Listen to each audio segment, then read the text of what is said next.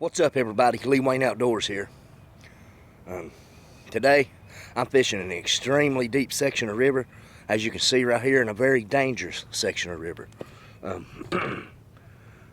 Main channel's way out there, but it's extremely deep right off the bank, Jack. As you can see, I got all these rocks.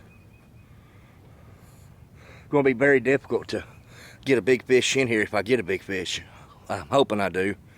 I'm here a little early, quite frankly, because I'm trying to beat the rain. Got fresh skipjack on these rods, and I really got double threat right here. I believe I can either get a blue or a flathead. These blues are in a transition period right now, and even though the main channel's way out there, I've casted these surf rods pretty doggone far. We're here, we're gonna give it a go. We're gonna see what happens. Like I said, I'm mainly here because I'm trying to beat the rain. We're supposed to have a lot of rain moving in tonight, but you don't know if you don't go, and you can't never give up. I mean, I've not had any luck at all the past 3 weeks, but I'm here. I'm not gonna catch one sitting at home, so you guys stay tuned. Let's see what happens. Me personally, I wouldn't attempt to fish this spot right now in the rain as low as it is. These rocks right here are like glass, man. You'll go right in, I'm telling you. You'll go right in the water. But it's a real good place to get hung up. It's a real good place to get cut off by a fish. But there's all kinds of rocks, there's all kinds of structure. I believe this would be a good place for a wandering flathead. Flatheads, they prefer live baits, but this skipjack was caught yesterday, so it's pretty fresh, been on ice, real bloody, real oily. So you never know. I'd like to catch a big old flathead. I ain't never caught a big one. We're gonna see what happens. I guess I'll take this time now to tell you a little bit about my equipment and what I use. This rod here is an Ugly Stick Big Water. I got these right here. These are Akuma Longitudes. These are 12-foot surf rods. Because here on Fort Loudon and on Tellico and Watts Bar, you've got a lot of water that's shallow, and it drops straight off over a ledge. Well, you need a long cast, a long rod to make a long cast to hit them. But right here, deep water's not an issue, because like I said, Jack, it's deep right off the bank, at least 20 foot deep. But the reel I'm using here, well, I won't be able to use this reel at all today. I'm gonna have to re-rig the whole doggone thing because I forgot to put the thing through the level line. Ignorant. But this reel is an Abu Garcia 7000 Ambassador. It's this rod right here is 12 foot long, like I said, so it's long. And this reel is what you call a bait runner reel. It's got a great drag on it, and it's got what I call a bait clicker. I like fishing with a bait clicker because I don't have to set in a trance and watch my rods. I mean, when I get a fish, he's just gonna run with it, and all I gotta do is go over here and set this reel like this, and when I feel that weight bend down on this rod, I just pull up with it and start reeling really fast. Now my catfish rig, my go-to catfish rig is right here, is a standard Carolina rig for catfishing. I got 40-pound main line right here. What I do is first I run my 5-ounce sinker through my main line, then I run a bead. Then I connect my main line to this right here. This is a barrel swivel. Why I use a barrel swivel is because blue cat, man, he's gonna roll, he's gonna flip, he's gonna head shake, and if you don't have that barrel swivel, he'll cut you off, man, and weaken that line bad.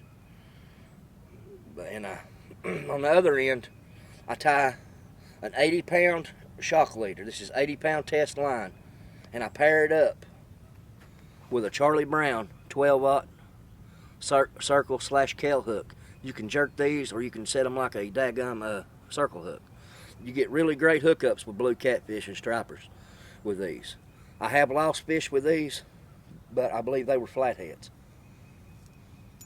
The knot I use on this one, I know I need to learn how to tie a real snail knot.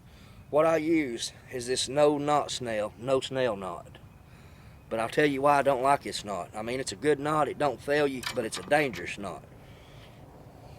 My tag end is in a bind, and this line right here is coming over my loops, like that. When that hook's in a fish's mouth, he'll be rubbing that all over rocks, all over limbs, whatever he can to try to get this hook out of his mouth. It's never failed me, but it's a dangerous knot to use. My leader line, like I said, is 80-pound test Eagle Claw. I go to Walmart and buy Eagle Claw. This line right here is Berkeley Big Game 40-pound test. For fishing for big blue cats, I definitely wouldn't recommend anything under 40 pounds. I mean, you can use 30-pound line, but you're living dangerous. Usually just run 40 to 60-pound main line. These right here have 50 pound on them. 40-pound main line, sinker, bead, barrel swivel, 80-pound main line, and 12-aught Charlie Brown circle hook. Now, in the wintertime, I do downsize my hooks because I downsize my baits, especially during a shad kill. That's it. You don't have to use 80 pound for a leader. You can use, some guys use 100, some guys use 50. 50-pound mono is your basic standard leader material for a catfish. I just use 80, but I really don't think I'm gonna catch an 80-pound fish, but it goes good. It's good to have because you never know. So there you go. Another thing that's gonna help you as catching big catfish is knowing what kind of bait is in your river, what kind of bait fish are in your lake. Right here we've got skipjack herring, gizzard shad, threadfin shad. But during the warm water periods right now, especially right now, water's heating back up, you want to use skipjack. I don't do real good on gizzard shad in this lake, but in the wintertime I do, especially during a shad kill. And during a real cold winter, they'll prefer gizzard shad most of the time over skipjack. Skipjack's always good to have, fresh skipjack. If you want to catch big fish, use what they eat for bait. I went ahead and decided to put a third rod out for the body section of fresh skipjack. I'm going to show you guys something right here. You see this scale right here on the point of this hook? That'll cost you to miss more fish than you can shake a stick at. Always make sure you got good hook exposure. Always make sure there's no scales or nothing of any sort like that on the barb of your hook, on the tip of it. Make sure you got good hook exposure. This is a must.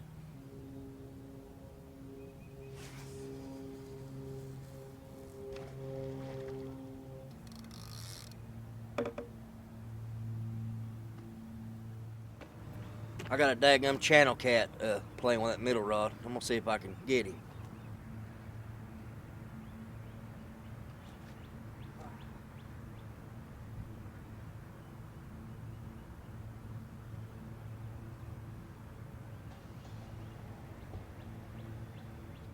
Yep, one of them pesky little channel cats. We gotta deal with the hand we're dealt. I'll try to go out tonight sometime if this rain ever quits and get a nighttime video, I guess. I haven't been doing worth the crap at night. Well, heck, I ain't been doing worth the crap during the day either. But, man, I hope my luck changes soon. Let's do the catfish dance and see if that works.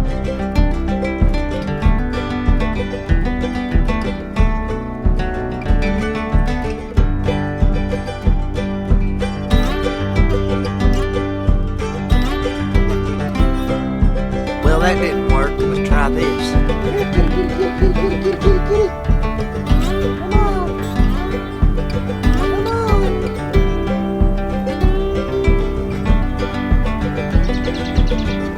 Okay, that didn't work. Let's try this. No catfish, don't be bashful. Let's try this again.